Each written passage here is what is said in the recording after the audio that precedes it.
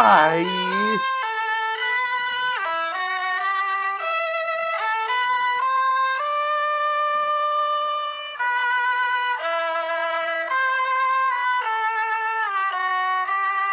Ой, бедный старый человек.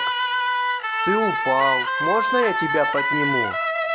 Конечно, маленький дракон.